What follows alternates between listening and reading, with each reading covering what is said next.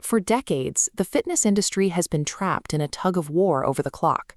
On one side, you have the camp swearing you need to eat constantly, and on the other, the camp insisting you should fast for most of the day. The old-school bodybuilding dogma pushes the idea of eating 6 small meals a day. The theory claims constantly digesting food acts like a catalyst to keep your metabolic fire burning. Then comes the modern intermittent fasting crowd, promising that restricting your food intake to a single, tight time window leads to supreme fat burning. But metabolic research paints a different picture. Your basal metabolic rate, the baseline energy your body burns just to stay alive, is driven by the size of your organs and your total lean muscle mass. It is completely unaffected by how often you pick up a fork. In fact, if you take 2 people and perfectly match their total daily calories and protein intake, the physical fat loss results between the grazer and the faster are going to be virtually identical. With metabolism ruled out as the primary driver, the focus shifts higher up, to the mental energy you spend fixated on your next meal. Consistency determines whether a diet succeeds or fails, and that consistency depends entirely on how your brain reacts to your chosen schedule. To understand why we crave food, we have to look at the neurochemistry of hunger. Your body relies on 2 primary hormones to communicate with your brain about energy: leptin and ghrelin. Leptin operates as your body's long-term fuel gauge, sending signals indicating exactly how much total energy you have stored in your fat cells. Ghrelin, conversely, is the short-term alarm clock for hunger, and unlike leptin, it is highly trainable. See, ghrelin actually learns your daily habits. If you consistently eat a meal at 8 in the morning, ghrelin remembers that schedule and automatically spikes your hunger right as the hour approaches.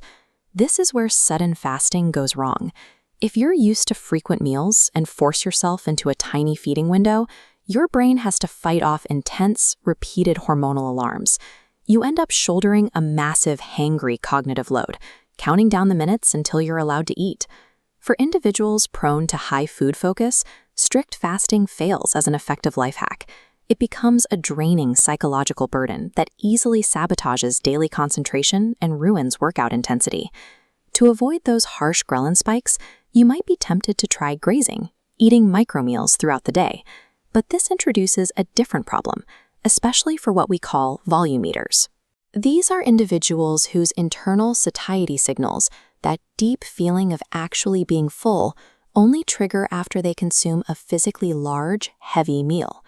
When a volume eater breaks their daily calorie limit into 5 tiny 300-calorie portions, they fail to trigger the threshold for true fullness. The psychological pitfall of the grazing method is that it leaves you feeling perpetually teased. You eat just enough to wake up your digestion, but never enough to feel satisfied, keeping you constantly anticipating your next bite. For a volume eater, grazing creates a state of persistent, low-level hunger that often erodes willpower, making overeating far more likely. There is one major physiological exception to the rule that meal frequency doesn't matter, and it involves muscle protein synthesis.